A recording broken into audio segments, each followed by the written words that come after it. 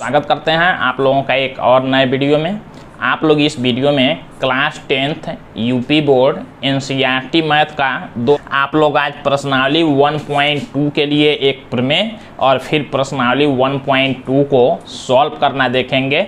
और ये प्रश्नावली 1.2 बोर्ड एग्ज़ाम की दृष्टि से काफ़ी ज़्यादा इम्पोर्टेंट है।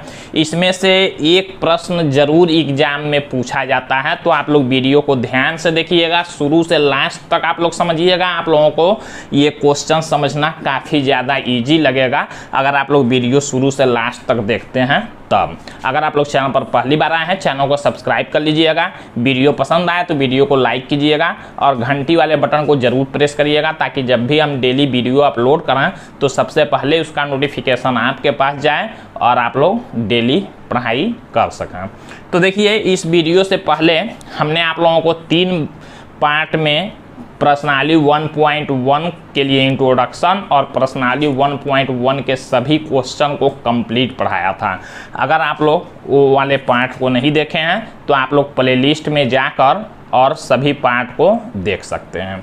तो अब देखिए, यहाँ प्रश्नावली 1.2 को सॉल्व करने के लिए इसमें सबसे पहले आप लोगों को जानना है प्रमेय 1.2। प्रमेय 1.2 को केवल आप लोगों को याद रखना है, इसको प्रूफ नहीं करना है। इस प्रमेय के ही द्वारा आप लोगों को क्वेश्चन सॉल्व करना है, इस प्रमेय का यूज करना है। तो प्रमेय क्या है, बस इसको आप लोगों को समझ लेना है। देखिए, दिया गया है, मान लीजिए P एक अभाज्य संख्या है यदि P a² को विभाजित करती है तो PA को भी विभाजित करेगी, जहां A एक धनात्मक पूर्णांक है। ये प्रमेय के कहने का मतलब क्या है, ये समझिए आप लोग। कहा गया है कि मान लीजिए P एक अभाज्य संख्या। अभाज्य संख्या आप लोग जानते हैं, ऐसी संख्याएं जो केवल एक से और अपने आप से विभाजित होती हैं, कटती हैं, दूसरे किसी संख्या से विभाजित नहीं होती हैं, उनको अभाज्य संख्याएं कहते हैं। तो कह रहा है, मान लीजिए P एक अभाज्य संख्या है। यदि PA² को A² करने का मतलब, जैसे मान लीजिए हमने ले लिया 6 का स्क्वायर, 6 का स्क्वायर को कह रहा है कि यदि P एक अभाज्य संख्या मान लेते हैं हम लोग 2 को। 2 क्या है, अभाज्य संख्या होता है। तो कह रहा है, मान लीजिए P एक अभाज्य संख्या है, यदि PA² को कह रहा है, यदि ये अभाज्य संख्या है, ये अगर A² को विभाजित करता है तो PA को भी विभाजित करेगा। कहने का मतलब ये है कि अगर कोई अभाज्य संख्या है, किसी संख्या के स्क्वायर को अगर विभाजित करता है, मतलब भाग करके काट देता है, तो इस संख्या को भी विभाजित करेगा। कहने का मतलब यही है, अगर इस संख्या के स्क्वायर को विभाजित करता है ये P, तो इस संख्या को भी विभाजित करेगा। कहने का मतलब यही है। ये हमने संख्या लेके समझा। ये कहा गया है, अगर P एक अभाज्य संख्या है, यदि PA² को, अगर A² को P विभाजित करता है, तो कहने का मतलब है कि ये P तब A को भी विभाजित करेगा। ये P क्या करेगा, A को भी विभाजित करेगा। कहने का मतलब यही है, अगर PA² को विभाजित करता है तो P A को भी विभाजित करेगा। ये प्रमेय आप लोगों को ऐसे ही बस याद रखना है। कहा गया जहां A क्या है, एक धनात्मक पूर्णांक है, मतलब प्लस वाला संख्या है। तो ये प्रमेय आप लोगों को केवल याद रखना है, यही चीज, इसका यूज किया जाएगा क्वेश्चन को सॉल्व करने में। इस प्रश्नावली 1.2 के लिए बाकी कोई और इंट्रोडक्शन आप लोगों को नहीं समझना है। अब क्वेश्चन हम लोग देखेंगे। तो देखिए, प्रश्नावली 1.2 में क्वेश्चन नंबर फर्स्ट दिया गया, सिद्ध कीजिए कि √5 एक अपरिमेय संख्या है। काफी इंपॉर्टेंट क्वेश्चन है ये। कभी √5 देता है एग्जाम में, कभी √2, कभी √3, कभी 2 + √5, कभी √2 + 3, ऐसे करके पूछता है क्वेश्चन। एक क्वेश्चन ऐसा जरूर आप लोगों को एग्जाम में पूछेगा। काफ़ी ज़्यादा ये इंपॉर्टेंट क्वेश्चन है, तो ध्यान से आप लोग इसको समझेंगे। अब देखिए, √5 अपरिमेय संख्या प्रूव करने के लिए हम लोग यहाँ से उल्टा मान के सॉल्व करते हैं। हम लोग क्या मानेंगे कि √5 एक परिमेय संख्या है। हम लोग क्या मानेंगे, हमको सिद्ध करना है अपरिमेय, लेकिन हम लोग मानेंगे क्या, इसको उल्टा, इसको कहते हैं विरोधोक्ति विधि। विरोधोक्ति मतलब विरोधाभास, मतलब उल्टा हम लोग मानेंगे, इसको मान लेंगे परिमेय संख्या और हम लोग सॉल्व करते जाएंगे तो लास्ट में हम लोग कहेंगे कि जो हमने माना था वो गलत माना था और इसलिए √5 अपरिमेय संख्या है। तो हम लोग देखिए कैसे सॉल्व करेंगे। हम लोग सबसे पहले लिखेंगे माना √5 एक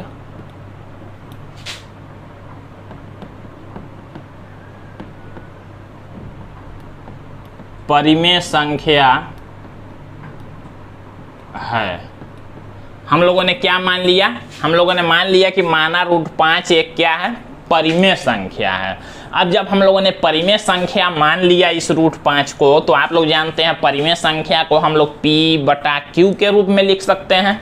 तो यानी कि जब ये परिमेय संख्या हमने मान लिया √5 को, तो हम लोग लिख सकते हैं इसलिए √5 बराबर P/Q लिख सकते हैं हम लोग, क्योंकि इसको हमने परिमेय माना तो परिमेय संख्या P/Q होता है, तो ये P/Q के बराबर हो जाएगा।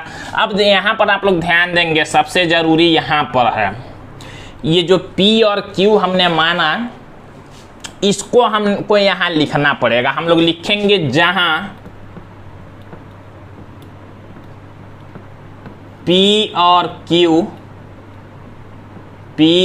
Q सहअभाज्य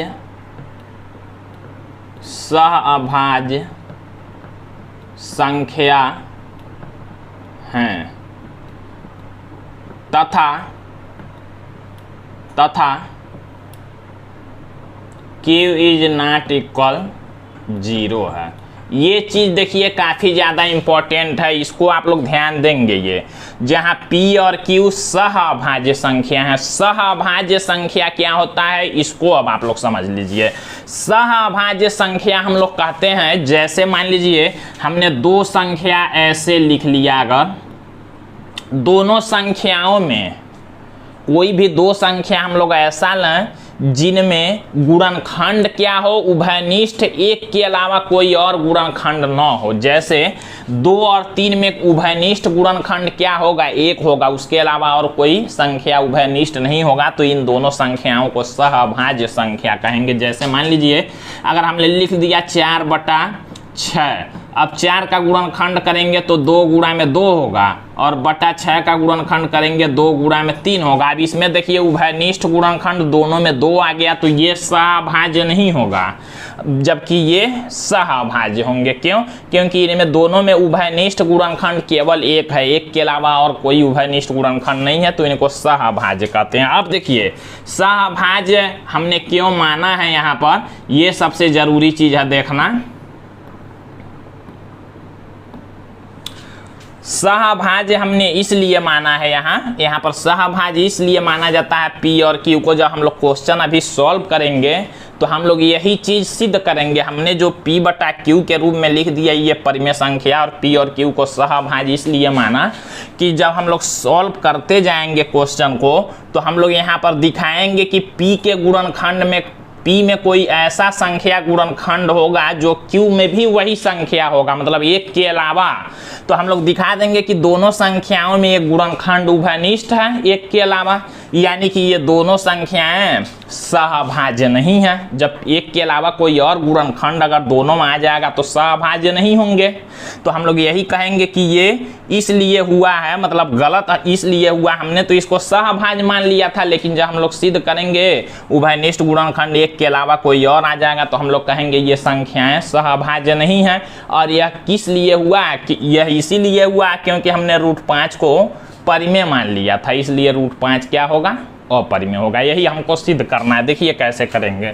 √5 बराबर हमने P/Q मान लिया। अब आप लोग जानते हैं रूट वाले संख्याओं को हल करने के लिए, रूट को खत्म करने के लिए हम लोग क्या करते हैं, दोनों साइड में स्क्वायर करते हैं। तो हम लोग लिखेंगे दोनों पक्षों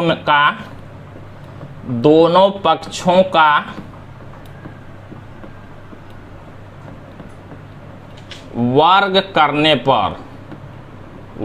करने पर 3-4 नंबर ये क्वेश्चन आप लोगों को बोर्ड एग्जाम में देकर जाएगा। ध्यान से आप लोग समझिएगा, इस तरह का एक क्वेश्चन एग्जाम में पूछा जाएगा।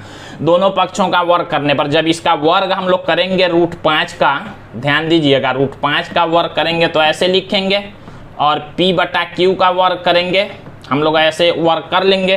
√5 का स्क्वायर करेंगे तो केवल 5 होगा, रूट से स्क्वायर से कैंसिल होता है, और p का स्क्वायर हो जाएगा यहाँ, और बटा में q का स्क्वायर हो जाएगा। अब देखिए 5 को हम लोग यहाँ कर लेंगे, q स्क्वायर को इसके जगह पर कर लेंगे, ऐसे क्रॉस बुरा, तो हम लोग लिख सकते हैं q स्क्वायर बराबर p स्क्वायर बटा 5। ध्यान दीजिएगा, q स्क्वायर बराबर हमने लिख दिया क्या, p स्क्वायर बटा 5। इसको हम लोग बना लेंगे समीकरण फर्स्ट, इसको हम लोग क्या करेंगे, बना लेंगे समीकरण फर्स्ट, इसका हमको यूज करना है। अब और आप लोग ध्यान दीजिएगा, यहाँ से हम लोग इधर लिखते हैं। देखिए अब हम लोग यहाँ प्रमेय का यूज करेंगे। अभी आप लोगों ने क्या पढ़ा था प्रमेय 1.2 में, कि अगर कोई अभाज्य संख्या, ये 5 देखिए क्या है, अभाज्य संख्या है। कोई अभाज्य संख्या अगर किसी संख्या के स्क्वायर को अगर विभाजित करता है तो उस संख्या को भी विभाजित करेगा। मतलब हम लोग यहाँ लिखेंगे चूंकि 5p स्क्वायर को विभाजित करता है, विभाजित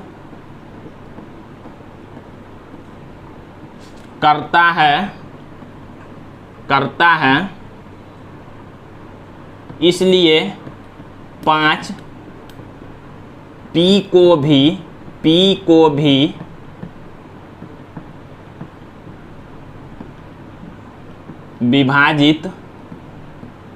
करेगा।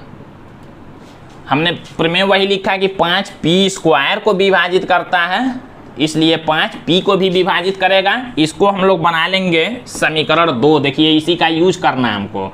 ये हमारा हो गया समीकरण 2, और ये हमने कहाँ से लिखा है, ये हम लोग लिख देंगे यहाँ ब्रैकेट में, इसके सामने प्रमेय से, मतलब हमने ये कहाँ से लिखा है, तो ये प्रमेय से हमने लिखा है 5p स्क्वायर को विभाजित करता है, इसलिए 5p को भी विभाजित करेगा। अब देखिए ये समीकरण 2 हो गया। हम लोग ये क्यों कर रहे हैं आप लोग समझ लीजिए। देखिए 5p को विभाजित करेगा, यहाँ देखिए 5p को विभाजित करेगा, मतलब 5 क्या है, इस p का गुणनखंड है, तभी विभाजित करेगा। इसी तरह से हम लोग फिर लाएंगे कि 5q को विभाजित करेगा, यानी कि 5q का भी गुणनखंड होगा। 5 देखिए दोनों का गुणनखंड हो गया, तो दोनों सभाज्य नहीं होंगे, और उसके बाद हम लोग आगे का चीज सिद्ध कर लेंगे।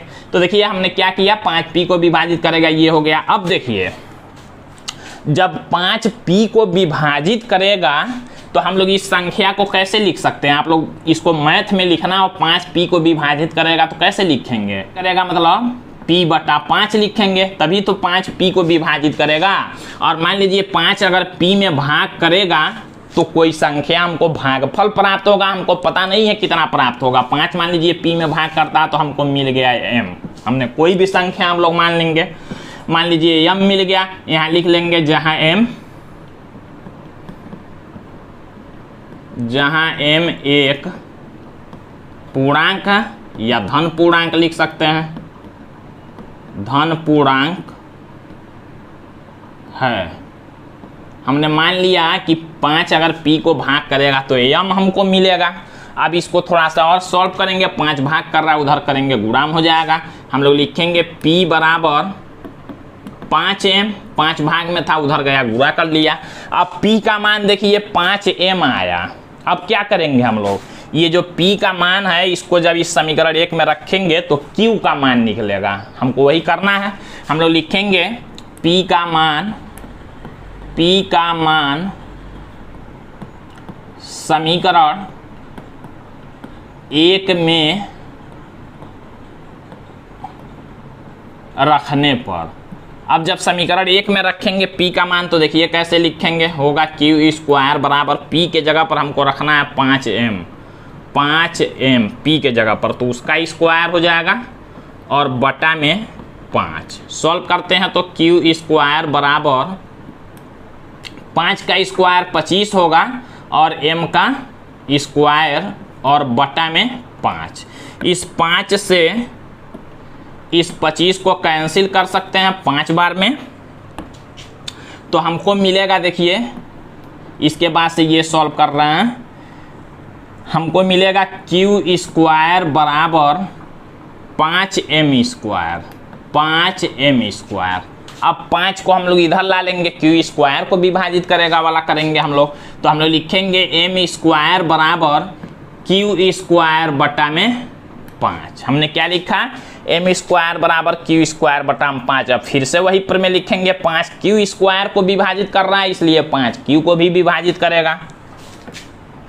हम लोग लिखते हैं चूंकि 5 क्यू²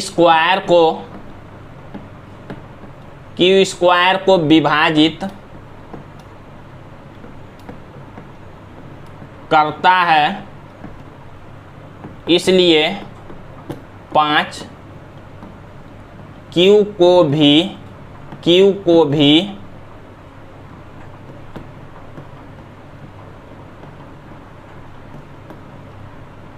विभाजित करेगा। और यहाँ पर कारण लिख लेंगे, कहाँ से ये हमने लिखा है, तो प्रमेय से। इसको हम लोग बना लेते हैं समीकरण 3। हमने देखिए समीकरण 2 यहाँ पर बनाया हुआ है, यहाँ देख सकते हैं 5p को विभाजित करेगा, और समीकरण 3 क्या है, 5q को विभाजित करेगा। अब ध्यान दीजिएगा, जब 5p को भी विभाजित करेगा और 5q को भी विभाजित करेगा, यानी कि 5p और q दोनों का गुणनखंड हुआ। लिखेंगे यहाँ समीकरण 2 व 3 से, समीकरण 2 व 3 से क्या होगा, समीकरण 2 व 3 से 5p को विभाजित करता है, 5q को विभाजित करता है, तो समीकरण 2 व 3 से हम लोग लिखेंगे 5p व q दोनों का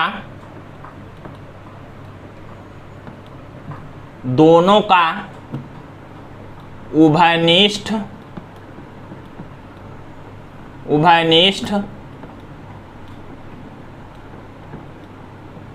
गुणनखंड है। जब समीकरण 2 और 3 से 5p को भी विभाजित कर रहा है, 5q को भी विभाजित कर रहा है, तो 5 क्या हुआ, p व q दोनों का उभयनिष्ठ गुणनखंड है। इसलिए p व q दोनों हमने सभाज्य माना था, तो सभाज्य नहीं होंगे क्योंकि एक के अलावा 5 आ गया दोनों का उभयनिष्ठ गुणनखंड, तो उसको हम लोग सभाज्य नहीं कर सकते, वही लिखेंगे। इसलिए p व q दोनों सहअभाज्य नहीं होंगे। अब सहअभाज्य नहीं हो सकते हैं क्योंकि एक के अलावा आ गया, तो p व q दोनों सहअभाज्य नहीं होंगे। तो जब सहअभाज्य नहीं होंगे तो ये क्यों हुआ है, हम लोग लिखेंगे यह इसी कारण हुआ है, यह इसी कारण हुआ है क्योंकि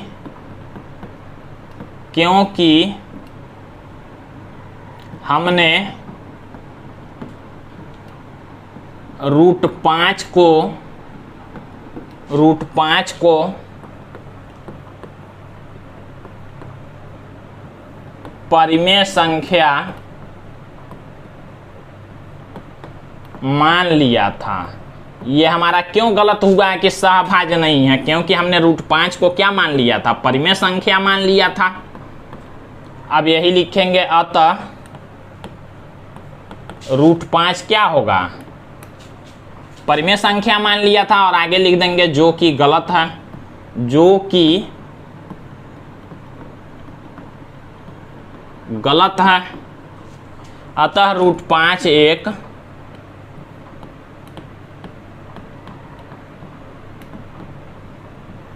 अपरिमेय संख्या है। यही हम लोगों को प्रूव करना था, यहाँ पर लिख देंगे सिद्ध हुआ, हिंदी में लिखना चाहेंगे तो, या इंग्लिश में प्रूव्ड। तो इस तरह से आप लोगों को सॉल्व करना है, काफ़ी ज़्यादा इजी है ये। आप लोग ध्यान से जब समझ लेंगे एक एक बातों को, 2-4 बार इसको आप लोग इसका अभ्यास करेंगे, इसका प्रैक्टिस अगर 2-4 बार आप लोग करेंगे तो आसानी से इसको सॉल्व कर सकते हैं। अब हम लोग क्या करेंगे, क्वेश्चन नंबर 2 को देखते हैं। देखिए क्वेश्चन नंबर 2 में दिया गया, सिद्ध कीजिए 3 + 2√5 एक अपरिमेय संख्या। सेम उसी तरह से यहाँ करना है, लेकिन जब प्लस और माइनस के साथ संख्या देगा तो ये थोड़ा छोटा हो जाएगा। क्यों, अभी देखिए हम लोग लिखेंगे माना, पहले तो यहाँ से सॉल्व करेंगे, हम लोग यही लिखेंगे कि माना 3 + 2√5 एक परिमेय संख्या है। क्या है, एक हम लोग मानेंगे परिमेय संख्या है। ये तो मानना पड़ेगा इतना। अभी देखिए कैसे ये छोटा में सॉल्व हो जाएगा। 3 + 2√5 एक परिमेय संख्या, इसलिए हम लोग इसको लिख सकते हैं 3 + 2√5 बराबर p/q, क्योंकि जब परिमेय है तो p/q के बराबर होगा। यहाँ सबसे ज़्यादा जरूरी है वही चीज़ लिखेंगे जहाँ p व q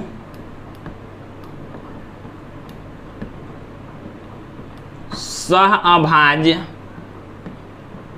संख्याएं हैं तथा k ≠ 0 है।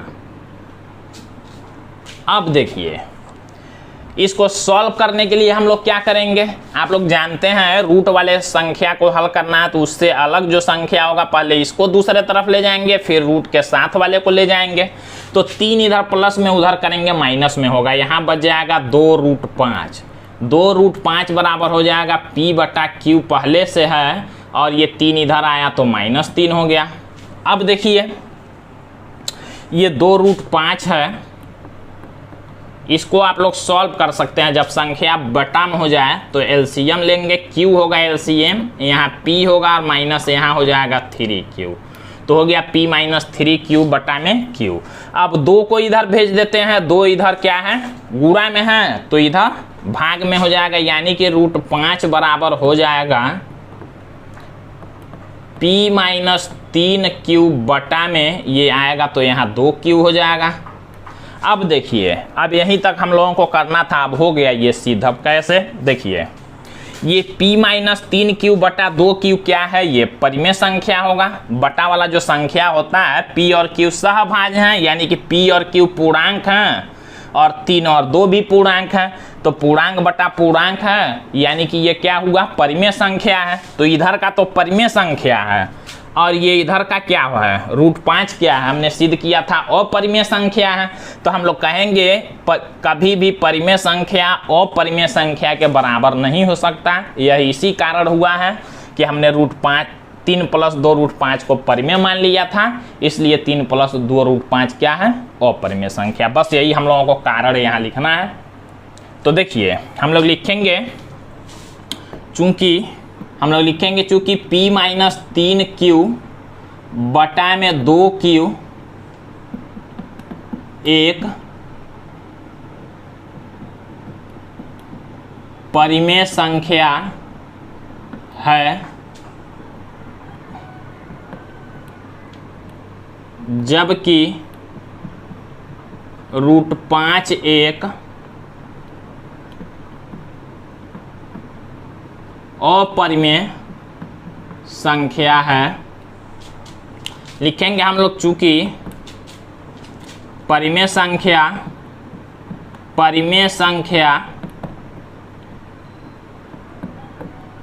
अपरिमेय संख्या के बराबर नहीं हो सकता,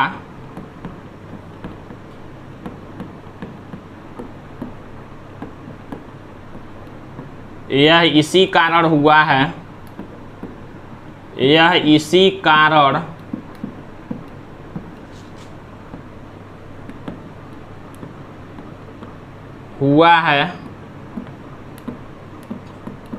क्योंकि